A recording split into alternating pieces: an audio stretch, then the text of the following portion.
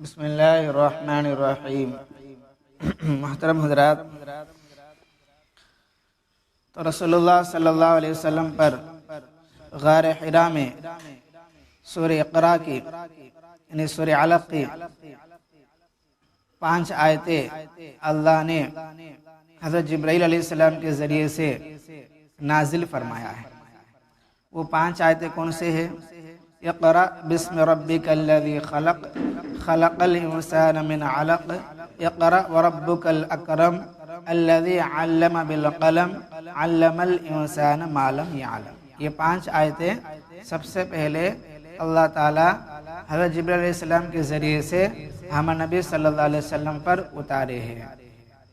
اس کا معنی کیا ہے؟ پڑھو اپنے پروردگار کے نام سے جس نے پیدا کیا۔ ہمیں کون پیدا کرا؟ اللہ ہے۔ پورے مخلوقات کو کون پیدا کیا؟ اللہ ہے۔ پیدا کیا انسان کو خون بستہ سے۔ انسان کیسا پیدا ہوا آپ کو معلوم ہے؟ ایک خون سے، منی کے ناپاک قطرے سے پیدا ہوا ہے۔ پھر منی کا قطرہ عورت کے رحم میں 40 دن ٹھہرتا ہے، پھر 40 دن کے بعد خون سا بنتا ہے، لوتھڑا۔ اس کے بعد اسی سے جسم تیار ہوتا ہے، ہڈی تیار ہوتے ہیں اور پورے اعضاء تیار ہو جاتے ہیں۔ اور تیرا پروردگار جو سب سے زیادہ بزرگی ہے، وہ ہستی ہے جس نے سکھایا لکھنا۔ لکھانا کون سکھایا؟ اللہ سکھائے ہیں۔ سکھائے انسان کو وہ سب کچھ جو نہیں جانتا تھا۔ ہمیں پہلے کیا بھی جانتے نہیں تھا، جب پیدا ہوئے ہلکا ہلکا ہر چیز کو جاننے لگتے ہیں۔ تو کون سکھائے؟ یہ سب بھی اللہ تعالیٰ سکھائے۔ باقی فرماتے ہیں ان آیت میں یہ بتلایا گیا ہے کہ ہر انسان جو خدا کی سب سے بہتر اور سلسلے کائنات کی سب سے ترقی یافتہ مخلوق ہے، جتنے مخلوقات ہیں ان سب میں افضل اشرف انسان ہے، اور اسی وجہ سے وہ کائنات ہست و بود میں خلیفۃ اللہ کے منصب پر سرفراز کیا گیا ہے، یعنی اللہ کا خلیفہ ہے، اللہ کا خلیفہ ہے، اللہ کا نائب ہے۔ اور اس کی خلقی کمزوریوں کا یہ حال ہے، یعنی وہ کیسا پیدا ہو انسان؟ اس کی نمود کی ابتدا آب نجس اور خون بستہ سے ہوئی، ناپاک قطرے سے اور بندہ ہوا خون سے ہوا ہے۔ لیکن قدرت حق نے جب اس کو مقام رفیع بخشنے کا ارادہ کیا اور اسفل سافلین کے لائق مخلوق کو درجات علیہ پر فائز کرنا چاہا، تو اس کو وہ صفت اعلیٰ عطا فرمائی جو صفات الہی میں مبدأ الصفات ہے، یعنی اس کو صفت علم کا مظہر بنایا اور اس کو قلم کے ذریعے لکھنا سکھایا۔ یعنی انسان اپنے ذات کے اعتبار سے کیا بھی نہیں ہے، کیونکہ وہ ناپاک قطرے سے پیدا ہوا اور بندہ ہوا خون سے پیدا ہوا اور لوتھڑے سے پیدا ہوا، تو وہ ایک قسم کا اس کے اندر کیا بھی طاقت نہیں ہے، عزت نہیں ہے، کیا بھی نہیں ہے۔ لیکن اس کے بعد اللہ تعالیٰ اپنے علم میں سے اس کو علم دیتے ہیں، تو وہ علم اس کے سینے میں آنے کے بعد اس کا مقام فرشتوں سے بھی آگے بڑھ جاتا ہے۔ سمجھ میں آ رہی ہے؟ اس کا مقام فرشتوں سے بھی آگے بڑھ جاتا ہے۔ تو پھر اسی جانب اشارہ ہے، بسلسلے اسباب و مسببات حصول علم کی 3 ہی طریقے ہیں، یعنی علم حاصل کرنے کے 3 طریقے ہیں۔ پہلے کون سے ہے؟ ذہنی، ذہن سے حاصل کرنا۔ دوسرا لسانی، زبان سے سن سن کے یاد کر لینا۔ تیسرے کے رسمی، قلم سے کتاب سے یاد کر لینا۔ تو فرماتے ہیں علم ذہنی یعنی ذہن کا جو علم ہوتا ہے الفاظ و رسوم نقوص کا محتاج نہیں ہوتا، یعنی ذہن کا علم کیا ہوتا ہے؟ الفاظ رسوم کی ضرورت نہیں ہے، بلکہ اللہ تعالیٰ اس کو ذہن میں ڈال دیتے ہیں۔ اور کیا بھی لکھو رہتا نہیں، کیا بھی پڑھ کو رہتے نہیں، کوئی سی کتاب میں رہتا نہیں، پھر بھی کیا ہے اللہ پاک اس کے ذہن میں وہ بات ڈال دیتے ہیں جو پہلے سے نہیں ہے، جو پہلے سے نہیں ہے۔ اس کا ایک مثال دیتا ہوں۔ مولانا اشرف علی تھانوی رحمۃ اللہ علیہ بہت بڑے عالم ہیں، اپنے زمانے کے مجدد ہیں، بہت بڑے عالم تھے۔ ان کے پاس بڑے بڑے پنڈت لوگ آتے ہیں اور اسلام کے تعلق سے اشکالات کرتے ہیں، اللہ کے بارے میں بھی اشکال کرتے تھے، ڈوٹا۔ ایک دن ایک بڑا پنڈت آیا، سادھو آیا، اس نے کہا کہ تم کہتے ہو اللہ تعالیٰ سنتے ہیں، اللہ تعالیٰ سنتے ہیں اور اللہ تعالیٰ ہر چیز کو دیکھتے ہیں، اللہ تعالیٰ ہر چیز کو دیکھتے ہیں، کیا اللہ کو سننے کے واسطے کان بھی ہے کیا؟ کوئی سوال کرا ایک سادھو، ایک پنڈت، کیونکہ ہمارا عقیدہ یہ ہے بس اللہ ہے، ایک روشنی کی شکل میں ہے، اب وہ کیسے ہے، ہمارے جیسے ہے یا الگ ہے ہمیں جانتے نہیں ہے، اتنا تو ہمارا عقیدہ ہے۔ تو اس نے جو ہے یہ سوال کیا کیا تمہارا اللہ کانا بھی ہے کیا؟ تو اس وقت میں مولانا حضرت جواب دیے تھے، دیکھو ہمیں سننے کے واسطے، ہمارے کو سنانے کے واسطے کانوں کی ضرورت ہے، یعنی ہم کانوں کے محتاج ہیں، کانوں کے ہم محتاج ہیں، اگر کانا نہیں ہے تو ہم کیا سن سکتے ہیں؟ سن سکتے نہیں ہے۔ تو وہ سادھو حضرت سے یہ اشکال کر رہا تھا، یہ ڈاؤٹ پیدا کر رہا تھا، کیا تمہارا اللہ کانوں کا محتاج ہے کیا؟ کیونکہ تمہارا اللہ سنتے ہیں، دیکھتے ہیں۔ تو حضرت حنیف نے جواب دیا رحمۃ اللہ علیہ، دیکھو ہمیں سننے کے واسطے کانوں کی آنکھوں کی ضرورت ہے، دیکھنے کے واسطے۔ اب بتاؤ، اب کان خود سنتا ہے، اس کو کس کی ضرورت رہی؟ کان خود سنتا ہے نا، اس کو کس کی ضرورت ہے؟ کس کی ضرورت نہیں، وہ خود سنتا ہے۔ تو ویسا ہی اللہ پاک کو کانوں کی ضرورت نہیں، وہ خود سنتا ہے، بس یہ بات سننا تھا، اس کا منہ بند ہو گیا، چلا گیا تھا۔ بعد میں جو اپنے ساتھیوں سے فرماتے حضرت بھئی یہ بات میرے ذہن میں پہلے سے نہیں تھا، اس کے سوال کرنے کے بعد وہ بات میرے ذہن میں آ گئی۔ تو ذہنی کے جو علم ہوتا ہے کہ وہ لکھنے کتاب کی ضرورت نہیں ہے، بلکہ اللہ پاک اس کے دماغ میں ڈال دیتے ہیں جو پہلے سے موجود نہیں ہوتا ہے، پہلا علم۔ دوسرا علم کون سا ہے؟ علم لسانی، زبان کے علم، یعنی میں نے آپ کو کچھ باتیں سکھا دیا، آپ یاد کر لیے، آپ زبان سے یاد کر لیے، ٹھیک ہے۔ علم لسانی علم ذہنی کا محتاج ہے، اب یہ زبان سے یاد کرے سو بات ذہن میں رہتا ہے۔ اب جو کوئی آدمی آپ کو سکھایا، کوئی دعا سکھایا، کوئی سورہ سکھایا، اس کو اب اپنے زبان سے یاد کر لیتے ہیں تو وہ اپنے مائنڈ میں چلے جاتا ہے، مائنڈ میں بیٹھ جاتا ہے، تو دوسرا علم ہے۔ تو فرماتے ہیں کہ علم لسانی علم ذہنی کا محتاج ہے، مگر رسوم و نقوش کتابت سے بے نیاز ہے۔ اب مطلب ایک آدمی آپ کو سکھا رہا ہے تو آپ کے سامنے کتاب بھی نہیں رہتی اور نقشے بھی کیا بھی رہتے نہیں، انہوں آپ کو سکھاتے ہیں، آپ سیکھ لیتے ہیں، تو کتابت کی ضرورت نہیں ہے، کتابت کی ضرورت نہیں ہے۔ اور تیسرے علم کے علم رسمی ہے، رسم الخط نقوش کا محتاج ہے، جیسے رسم، علم رسم ہوئے تو جس کے واسطے پین ہونا ہے، کاپی ہونا ہے، کتاب ہونا ہے۔ جیسے آپ اسکول میں بچوں کو بھیجتے ہیں یا مدرسے میں بچوں کو بھیجتے ہیں، وہاں جو ہے ٹیچرز کیا کریں گے، ان کو جو ہے قلم دیں گے، کاپی دیں گے، پینسل دیں گے، بلپم دیں گے، اس کے ذریعے سے ان کو سکھائیں گے۔ یہ علم رسمی ہے، یہ کیا ہے؟ علم رسمی ہے۔ ایک ذہنی ہوتا ہے، ایک لسانی ہوتا ہے، اور ایک علم کیا ہے؟ رسمی ہوتی ہے۔ تو فرماتے ہیں پس اگر علم رسمی کا کسی جگہ ذکر ہو، جیسے قرآن شریف میں ہے علم بالقلم، اللہ نے قلم کے ذریعے سکھایا ہے، یا علم رسمی مراد ہے۔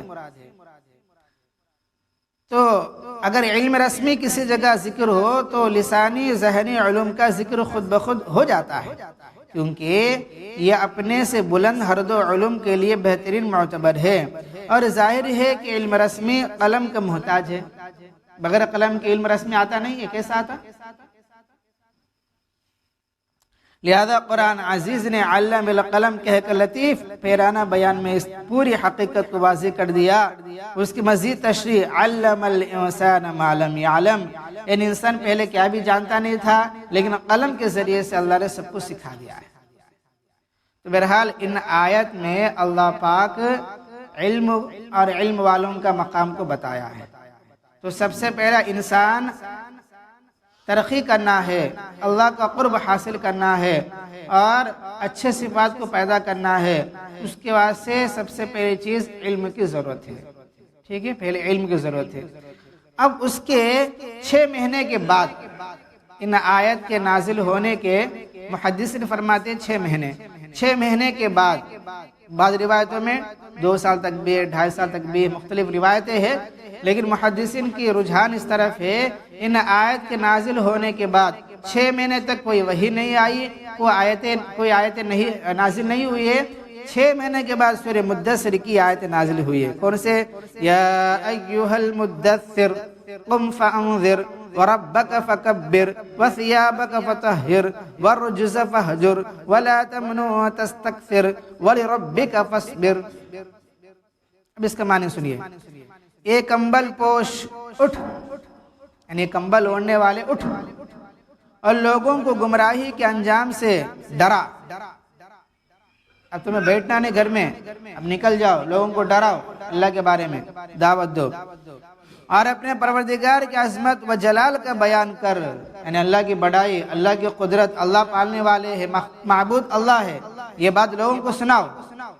میں نے بتایا تھا نا، اگر اللہ پاک کسی کو نبی بناتے ہیں، رسول بناتے ہیں، اب ان پر ضروری ہوتا ہے وہ لوگوں میں جا کر اعلان کرے، دعوت دے، اللہ کی بڑائی بیان کرے، اللہ کی طاقت کو بیان کرے، اور اپنے طریقے پر چلنے کو ان کو دعوت دینا ہے۔ لیکن کیونکہ وہ جو بھی کہتے ہیں اللہ کی طرف سے کہتے، اس میں کبھی غلطی رہتا نہیں ہے۔ اب مسلی جو ہوتا ہے، جیسے ہمارے زبان میں پیر بولیں گے یا پھر امیر بولیں گے، وہ جو بات بتاتے ہیں اس کی بات صحیح ہونا کیا بھی گارنٹی نہیں ہے، غلط بھی ہو سکتی ہے، اس کے بعد غلط بھی ہو سکتی ہے، اس کی بات نہیں مانے تو کیا فرق بھی نہیں پڑتا، گناہ بھی نہیں ہوگا۔ اگر نبی کی بات نہیں مانیں گے تو گنہگار ہوں گے، نبی کے علاوہ کسی کی بات نہیں مانیں گے تو کچھ نہیں ہوتا، اللہ ہے کہ اگر وہ قرآن حدیث کی روشنی بتاتا ہے، اب اس کی بات ماننا ضروری ہوتا ہے، کیونکہ وہ قرآن حدیث کی بات کر رہا ہے۔ سمجھ آ رہی ہے بھائی؟ تو آگے فرماتے ہیں لباس کو پاک رکھ، اپنے کپڑوں کو پاک رکھنا ہے۔ کپڑے کیا ہے کہ بھی پاک رہنا ہے۔ اس کا سے کیا ہے کہ رسول اللہ صلی اللہ علیہ وسلم کو خوشبو بڑا پسند ہے، ہم نبی کو خوشبو بڑا پسند کرتے ہیں۔ اس کا سے ہمارے پاس کیا ہے، ایمان والوں کے پاس بالخصوص جو کام کرنے والے ساتھی ہیں، ان کے پاس کیا ہے، ایک مسواک ہونا ہے، عطر ہونا ہے، سرما ہونا ہے، تسبیح ہونا ہے، ایک کاپی قلم ہونا ہے۔ یہ سارے چیزیں ہیں تو انشاءاللہ کہ ہمارے کام میں مدد ملتی ہے اور کام کرنے مزہ آتا ہے۔ جیسا کون تو سفر میں جانا ہے تو جیب میں پیسے رکھ لیتا نہیں، اس کو 100 روپے ضرورت پڑا لیکن وہ 200 رکھ لیتا ہے، ابھی کیا تو ضرورت پڑتے ہو وہ۔ تو ہمیں کام کرنے والے کیا کرنا ہے، یہ سارے چیزوں کی ہمیں اپنے پاس رکھنا ہے، تسبیح ہونا ہے اور مسواک ہونا ہے، عطر ہونا ہے، تو ہمیں عطر لگانا ہے، دوسروں کو دیتے رہنا ہے۔ سمجھ میں آ رہے بھائی؟ اس لیے اللہ فرماتے ہیں کہ کپڑوں کو بھی پاک رکھو اور بتوں سے جدا رہ، بتوں سے جدا رہ۔ اب لوگوں میں دعوت دو، ان بتوں سے کچھ نہیں ہوتا، یہ 360 بتوں سے کچھ نہیں ہوتا، صرف ایک اللہ سے ہوتا، ویسا تم دوسروں کو دعوت دو۔ اور زیادہ حاصل کرنے نیت سے حسن سلوک نہ کر، یعنی لوگوں کے ساتھ جو اچھا برتاؤ کرتے ہیں نا، وہ اللہ کو راضی کرنے کے واسطے کرنا، اس سے کچھ ملتا ان کیا کہ دیتا، انہیں وہ بڑا بناتا، وہ نیت سے جو ہے دعوت کا کام نہ کرے، بلکہ اللہ کے رضا کے واسطے کام کرے۔ اور اپنے پروردگار کے معاملے میں اذیت و مصیبت پر صبر اختیار کر۔ جب تمہیں دعوت کا کام کریں گے، لوگ آپ کو ستائیں گے، اذیت پہنچائیں گے، تکلیف پہنچائیں گے، لیکن اس پر صبر کے ساتھ آگے بڑھنا ہے، کام کو چھوڑنا نہیں ہے۔ آگے فرماتے ہیں ان آیت نے گویا انسانی مقصد حیات کی تکمیل کر دی، کیونکہ سورہ علق میں کہا گیا تھا اقرأ بسم ربک الذی میں انسانیت کو بڑا کے لیے صحیح علم شرط ہے، یعنی انسان بڑا بننے کے واسطے، انسان ترقی کرنے کے واسطے، انسان بننے کے واسطے، انسان اللہ کا بندہ بننے کے واسطے سب سے پہلے علم صحیح ہونا ضروری ہے، علم ہونا ضروری ہے۔ یہ نہیں تو کچھ بھی نہیں ہے۔ اگر علم نہیں ہے، نہ قرآن کا علم ہے، نہ حدیث کا علم ہے، کچھ بھی نہیں ہے تو کچھ بھی نہیں ہے وہ، بلکہ وہ ایک ناپاک قطرے سے بنا ہوا انسان کی شکل میں حیوان ہوتا ہے۔ تو اب یہ بتایا جا رہا ہے علم صحیح کی رفعت بلندی کے اعتراف کے باوجود انسانیت کی تکمیل اس وقت تک ناممکن ہے کہ علم صحیح کے ساتھ ساتھ عمل صحیح بھی موجود ہو۔ علم صحیح ہونا ہے، علم کا تو علم صحیح ہونا ہے، دوسرا علم صحیح آنے کے بعد وہ علم صحیح سے ہمیں آگے بڑھنا ہے، اللہ کا قریب ہونا ہے اور اس سے فائدہ ہونا ہے، تو علم کے ساتھ عمل صحیح بھی ہونا ہے، عمل صحیح بھی ہونا ہے۔ تو پہلے آیتوں میں علم صحیح کے حاصل کرنے کے بارے میں اللہ نے فرمایا، اور یا ایھا المدثر میں کیا ہے؟ عمل صحیح، یعنی علم کے ساتھ عمل بھی صحیح ہونا۔ اگر علم صحیح ہے عمل صحیح نہیں ہے، عمل نہیں ہے، اس علم سے کوئی فائدہ نہیں ہے۔ جیسے کہ آدمی بریانی کھایا لیکن وہ ہضم ہوا نہیں، پیٹ میں بھڑکا شروع ہو گیا، یہ سینے میں جلتا ہے، رات بھر نیند بھی آتی نہیں، پریشان۔ بتاؤ اس بریانی سے کچھ فائدہ ہوا؟ گیس ٹربل آیا سمجھو، پھر بلے ڈالانا کہ وہ کرنا یہ کرنا، بہت پریشان ہوتا ہے، کئی وہ سمجھتا، یعنی مطلب علم ہے عمل نہیں ہے، اس کی مثال ہضم نہیں ہو سو کھانا، اس کھانے سے کچھ فائدہ نہیں ہوتا، بلکہ وہ کھانا آدمی کو مار بھی ڈال سکتا ہے، جان کا خطرہ بھی ہے، وہی کھانا زہر بنے گا، فوڈ پوائزن بن سکتا ہے بچوں کے واسطے، سمجھ رہے بھائی؟ ویسا یہ کام کرنے والوں کے واسطے، اور ہر نبی کو اللہ پاک علم سے نوازا ہے، وہ علم کی روشنی میں لوگوں کو عمل کرتے ہوئے دعوت دیتے تھے، سمجھ آ رہی؟ اب آگے فرماتے ہیں علم ہونا ہے اور عمل صحیح بھی ہونا ہے، اس لیے کہ اگر علم صحیح ہے اور عمل صحیح مفقود ہے، یعنی عمل نہیں ہے، تو اس کی افادیت معطل اور بیکار ہے، وہ دوسروں کو فائدہ نہیں پہنچا سکتا، اور اگر علم صحیح نہیں ہے اور عمل موجود ہے، وہ عمل نقصان پہنچاتا ہے، وہ عمل اس کو نقصان پہنچاتا ہے۔ علم نہیں ہے، علم صحیح نہیں ہے لیکن عمل کر رہا ہے، تو اس عمل سے اس کو نقصان بھی ہو سکتا ہے۔